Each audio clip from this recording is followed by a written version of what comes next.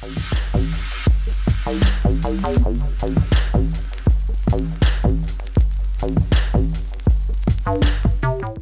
parti d'un trip à la base avec un pote. Au début, on mixait à l'épisode. Donc, vu qu'on était un duo et qu'on était fan du film du film Crocodile et Dundee, on s'est dit autant s'appeler DJ Crocodile et Dundee. Donc, moi je suis tombé sur Crocodile, lui c'est Dundee. C'est parti de là, tout simplement.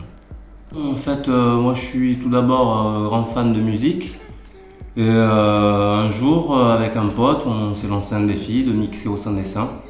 Et on a demandé à Françoise, qui est la patronne du sans dessin, si on pouvait faire une petite soirée, mettre du son, tout d'abord pour nos amis et accessoirement pour les personnes qui sont clients du bar.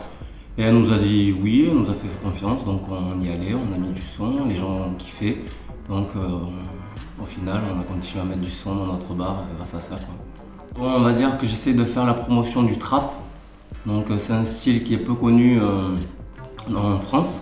Il s'agit de sons qui sont mêlés vachement avec des basses, tu vois, qui sont reprises des instrus de rap. Et après, il y a beaucoup de charlets, beaucoup de basses. Et maintenant, il y a de plus en plus de featuring avec des rappeurs qui amènent des titres et du chant. J'ai connu Soulville grâce à un artiste, Herman, qui m'a contacté un jour pour me connaître un petit peu, savoir qui était le DJ Crocodile, quel était son univers. Et un jour, il m'a demandé si ça me plairait de faire partie du collectif Soulville. Et moi, je me suis dit pourquoi pas, quoi. Ça peut apporter qu'un plus, tu vois, à ma carrière de DJ, on va dire. Et au final, ça a l'air de plutôt marcher, quoi, pour l'instant. Je pense que Soulville peut apporter beaucoup de choses parce que déjà, on l'aura vu via l'exposition de hier. Il y avait beaucoup de monde. Comment dire, c'est un collectif qui tente des nouvelles choses, des nouvelles perspectives dans le domaine de l'art et de la musique. Ouais, c'est assez couillu, on pourrait dire, quoi, sur Toulouse, de proposer des événements avec de l'art, de la musique, le tout dans un bon cadre.